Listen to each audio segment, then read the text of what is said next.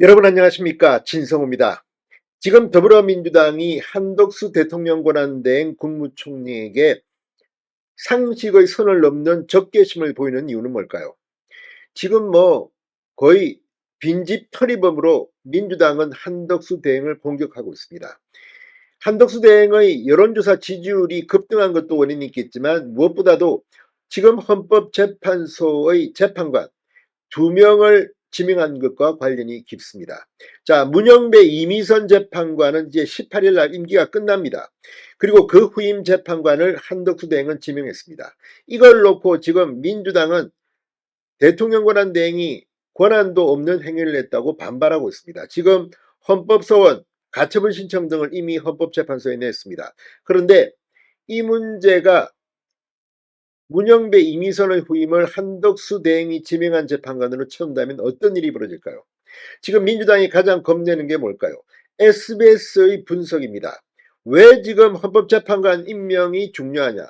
보수의로 헌법재판관 지형이 바뀌면 어차피 이재명의 헌법 84조 분석이, 해석이 여기에 달려 있습니다.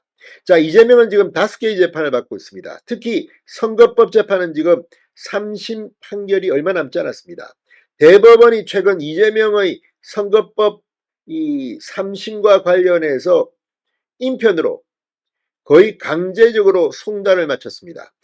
이재명 전 대표의 국회의원실, 국회의원회관에 사람을 보내서 접수를 완료한 겁니다. 지금 검찰은 이 이재명의 항소심, 항소 이유서를 열흘 이상 빨리 제출했습니다. 그리고 이것도 이재명 측에 거의 강제로 송달에 성공한 것으로 알려졌습니다. 그렇다면 이재명의 선거법 3심은 얼마 남지 않았습니다. 빠르면 5월 달도 가능하다는 분석도 있습니다. 그렇다면 설령 선거가 끝난 뒤에 이재명이 당선된 뒤에 대법원이 이재명 당선 무효형을 때리면 어떻게 될까요? 파기환송 측에서 확정되면 어떻게 될까요? 이재명은 대통령에 당선돼도 파면될 가능성이 있다는 겁니다. 지금 이게 헌법 84조의 해석을 놓고 법조계의 논란과 관련되어 있습니다.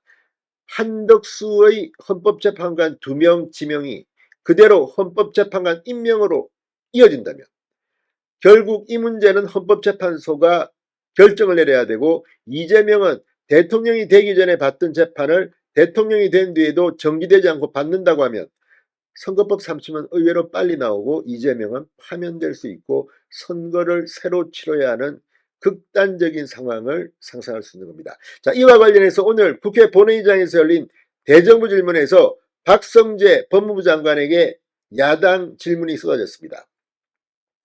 박성재 법무부 장관은 민주당에 의해 탄핵당했다가 헌법재판소에서 기각돼서 업무에 최근에 복귀했습니다. 오늘 국회 본회의장에서 박성재 법무부 장관은 뭐라고 했을까요?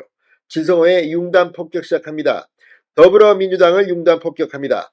자, 박성재 법무부 장관이 한덕수 대통령 권한 대행이 대통령목 헌법재판관 후보자 2명을 지명한 데 대해 필요성이 있다면 임명할 수 있다고 생각한다고 말했습니다. 박 장관 오늘 국회 본회의장에서 열린 정치외교 통일안보 분야 대정부 질문에서 한 권한 대행에게 헌법재판관 후보자 지명을 철회할 것을 보고하라는 김영배 민주당 의원의 지적에 이같이 답했습니다. 박성재 장관은 헌법재판소 구성이 입법, 사법, 행정으로 나누어서 돼 있는데 지금 문제되는 부분은 행정부 몫이다. 총리가 필요성이 있다면 헌법재판관 후보자를 임명할 수 있다고 생각하고 그렇게 총리가 판단하고 결정한 것으로 알고 있다고 말했습니다. 그러면서 총리께서 여러 가지를 고려해 결정한 것으로 알고 있고 그 결정을 존중한다고 덧붙였습니다. 그러면서 헌법에는 대통령 권한대행의 권한 범위에 대해서 특별한 규정이 없다.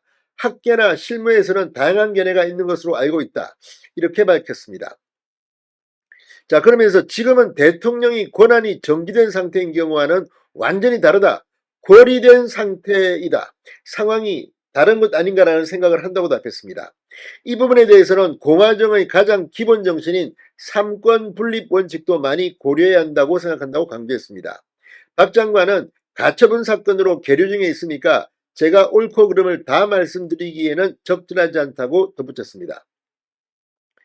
자, 김영배 의원이 법꾸라지의 면모를 정확하게 보여주고 있다고 꼬집자 박 장관은 표현이 조금 과하다고 맞받아치기도 했습니다.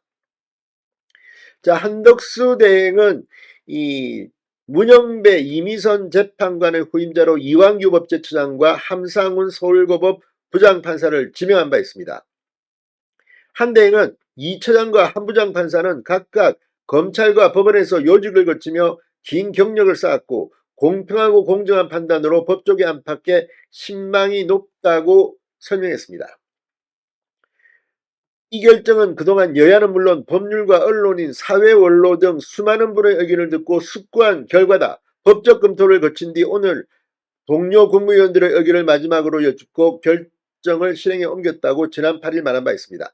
아무튼 지금 한덕수 대행의 이름이 대선 과정에 계속 오르내리고 있습니다만 이 헌법재판관 2명의 지명이 지금 민주당에게는 가장 아킬레스건이 아닌가 생각합니다. SBS의 분석처럼 민주당이 이렇게 이 2명의 헌법재판관 지명을 겁내는 이유는 이재명이 설령 당선이 되더라도 만약 헌재가 지금 진행 중인 재판을 그대로 한다고 헌법 84조로 해석하면 이재명은 당선된 뒤 선거법 3심 결과에 따라서는 바로 대통령직에서 내려올 수도 있습니다. 진성호의 융단 폭격이었습니다.